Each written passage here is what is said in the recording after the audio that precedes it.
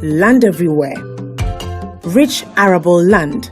But the place that used to be known as the Gold Coast was not tapping the riches that they could pull out from this land.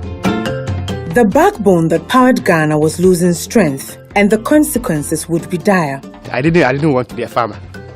I didn't have maize to produce. I didn't have soya to produce. The factory was virtually shut down. It was time to make a change, make bold moves, and steer millions of people onto the path of prosperity. Planting for food and jobs is anchored on the pillars that will transform Ghanaian agriculture, all of which will ensure that our farmers and fisherfolk earn higher income. Planting for food and jobs. This is Ghana's transformational story.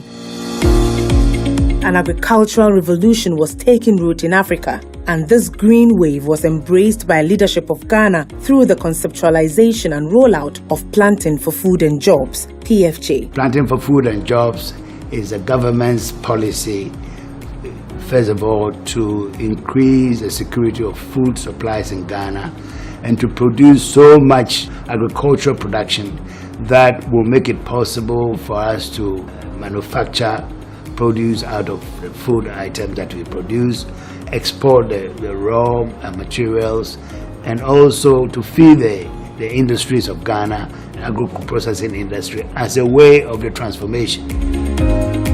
This ambitious program required partners to provide on-ground support to farmers.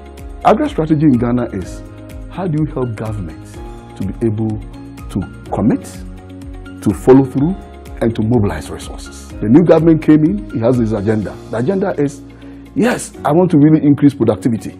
I want to increase farmers' income, and I want to create jobs. And we say, fantastic. This is what AGRA also sets out to do. But how can we align and work together? So he developed a 5-year plan, and the plan anchors on 5 pillars: seed, fertilizer, extension, market, and agriculture. What AGRA has done is providing some funds for us to be, as I say, to be able to assist the seed production industry to come up with the supplies, and the value on it is far more than the nominal sums. And it's very refreshing.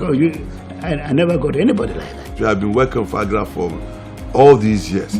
When we started our national seed policy, they supported us, providing us consultants to lead the discussions. Planting for Food and Jobs is a private sector-led activity. So we are partnering with those that are already in the business, and then also the development partners. This is a 3-year program that is being funded by AGRA.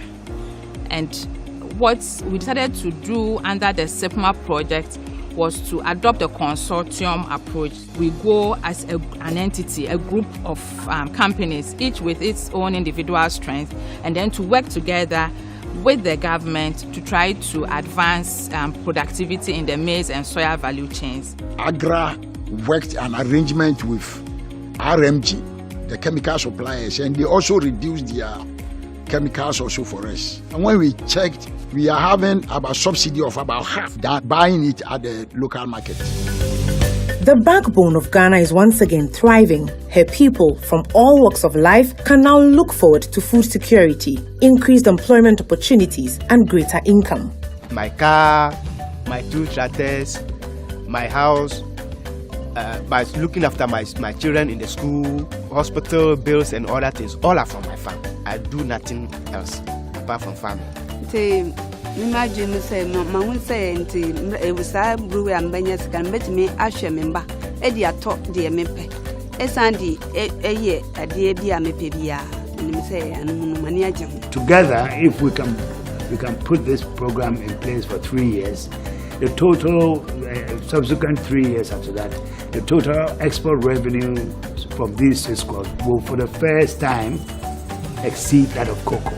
So the diversification, as I said before, would have been achieved in addition to the food security and other things. Together, this is the Ghana we are building.